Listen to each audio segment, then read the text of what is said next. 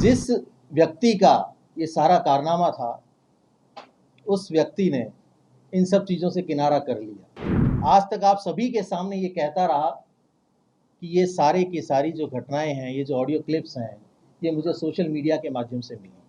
उन audio clips में कथित रूप से खरीद फरोख्त कर, विधायकों की खरीद फरोख्त कर सरकार को गिराने की साजिश रची जा रही। तो ये ऑडियो क्लिप्स मुझे सोशल मीडिया के माध्यम से नहीं मिली। मुख्यमंत्री अशोक गहलोत ने इस पेन ड्राइव के जरिए मुझे ये सारी ऑडियो क्लिप्स दी। बीजेपी के लोग सचिन पायलट के साथ मिलकर या बाकी के और जो विधायक हैं उनके साथ मिलकर सरकार को गिराना चाहते हैं। आज तक आप सभी के सामने ये कहता रहा कि ये सारे की सारी जो घटनाएं हैं, ये जो ऑडियो क्लिप्स हैं, ये मुझे सोशल मीडिया के माध्यम से मिली। जब भी आप लोगों ने मुझसे पूछा या किसी भी जांच एजेंसी ने मुझसे पूछा, मैंने हर बार एक ही जवाब दिया कि सोशल मीडिया के माध्यम से मुझे ये क्लिप्स मिली। लेकिन वास्तविकता ये नहीं है। वास्तविकता ये है, 16 जुलाई 2020 को शाम को कुछ ऑडियो क्लिप्स वायरल हुई आपके माध्यम से, क्योंकि मैंने अपने फ़ोन नंबर 9829620202 से आप सभी मीडिया के साथियों को वो ऑडियो क्लिप्स भेजी थी। उन ऑडियो क्लिप्स में कथित रूप से खरीद फरोख्त कर, विधायकों की खरीद फरोख्त कर सरकार को गिराने की साजिश रची जा रही थी। और मुझे जो कहा गया मैंने वो किया। अब घटना इस तरह से थी, 16 जुलाई 2020 को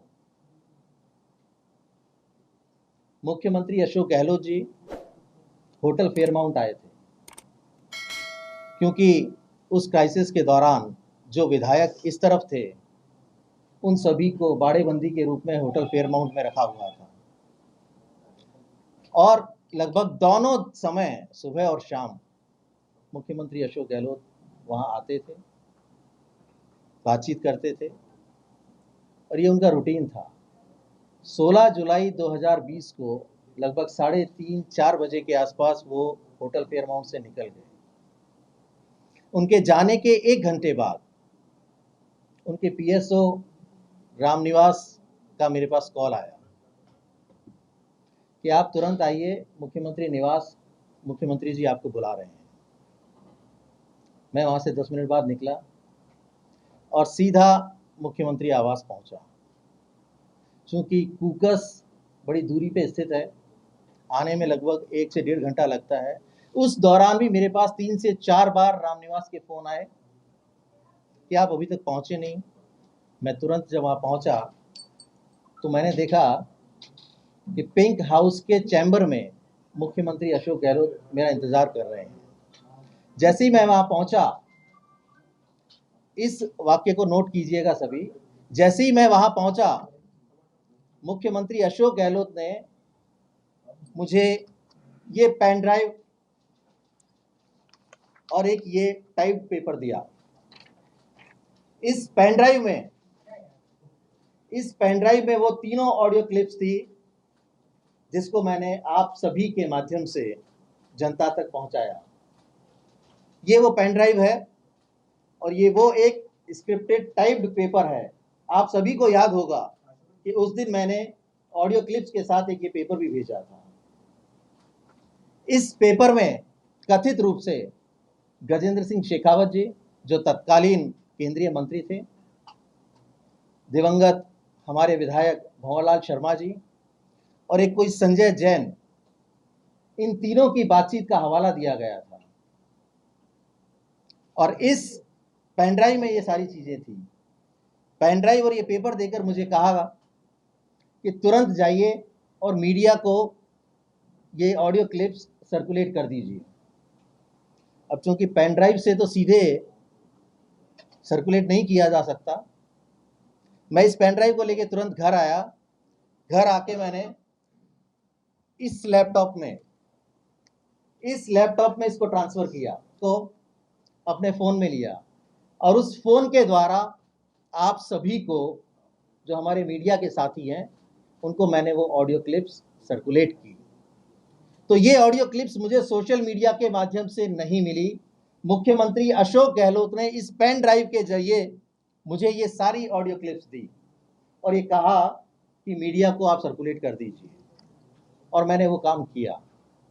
अगले दिन अखबारों में जिस तरह से खबरें छपी और सभी को ये घटनाक्रम पता है कि जैसे ही ये ऑडियो क्लिप्स रिलीज हुई उसके बाद मुकदमे दायर हुए, और जो सारा घटनाक्रम था कि किस तरह से खरीद फरोख्त की बात की जा रही है, कौन लोग हैं जो सरकार गिराना चाहते हैं, क्योंकि सीधे तौर पर केंद्रीय मंत्री गजेंद्र सिंह जी को इसमें इन्वॉल्व किया गया और ये आरोप लगाया गया कि बीजेपी के लोग सचिन पायलट के साथ मिलकर या बाकी के और जो विधायक हैं उनके साथ मिलकर सरकार को गिराना चाहते हैं। ऐसी मंशा थी ये साबित करने की कि इस पूरे खेल के पीछे भारतीय जनता पार्टी है, जबकि वास्तविकता ये नहीं थी। हम सभी ने सुना कि हमारे नौजवान नेता तत्कालीन उप मुख्यमंत्री सचिन पायलट जी ने ये कहा कि हम लोगों की सुनवाई नहीं हो रही थी, हम लोग अपनी बात कहना चाहते थे, इसलिए हम सब लोग एकत्रित होकर अपनी बात को कहने के लिए वही तरीका हमें मुफीद लगा, हम लोग इकट्ठे हुए और आला कमान तक अपनी बात पहुंचाना चाहते थे। लेकिन जैसे ही मुख्यमंत्री अशोक गहलोत को पता लगा तो ये सारा का सारा षड्यंत्र रचा गया। जो लोग उनके साथ गए थे उन सभी के फोन्स सर्विलांस पे थे, सभी को ट्रैक किया जा रहा था, इंक्लूडिंग सचिन पायलट जी। और जब ट्रैकिंग की जा रही थी तो ये पता लग रहा था लगातार कि कौन कहां किस तरह का मूवमेंट कर रहा है। तो आप सभी को याद होगा कि 3 विधायकों के साथ डील करके उनकी रात को 1:30 से 2 बजे के बीच में प्रेस कॉन्फ्रेंस करवाई गई मुख्यमंत्री आवास पर, और वो प्रेस कॉन्फ्रेंस भी मैंने ही करवाई थी। आप सभी लोगों को आमंत्रित किया, रात को 2-2:30 बजे परेशान किया, आप सब लोग वहां आए और उन्होंने मुख्यमंत्री अशोक गहलोत के समर्थन में अपनी प्रेस कॉन्फ्रेंस की। तो ये पूरी तरह से आप लोगों को मैंने बता दिया कि ये ऑडियो क्लिप्स कहाँ से आई। वायरल करने के बाद भी खबर नहीं आई, तब तक मुख्यमंत्री जी ने मुझे 2 बार व्हाट्सएप कॉल करके ये पूछा कि अभी तक न्यूज़ में चला क्यों नहीं।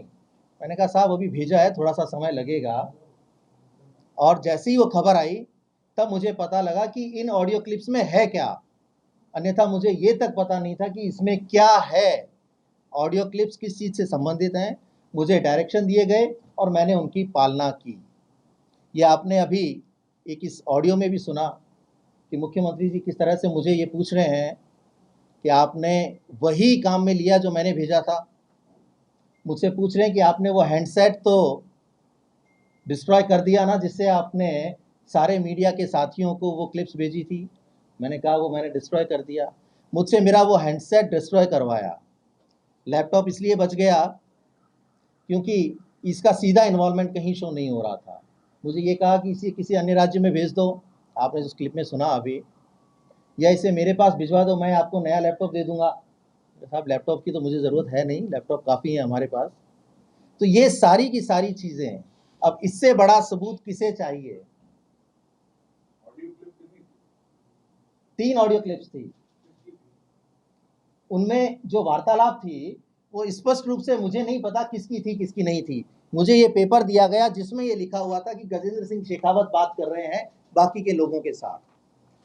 ये पेपर, ये पेन ड्राइव और ये जो भी आपने ऑडियो क्लिप सुनी, इससे पूरी तरह से आपको ये पता लग गया होगा कि ये पूरी की पूरी जो कहानी थी वो कहाँ से शुरू हुई, किसने की, और किसने अपने राजनीतिक फायदे के लिए, अपनी कुर्सी को बचाए रखने के लिए मुझे काम में लिया।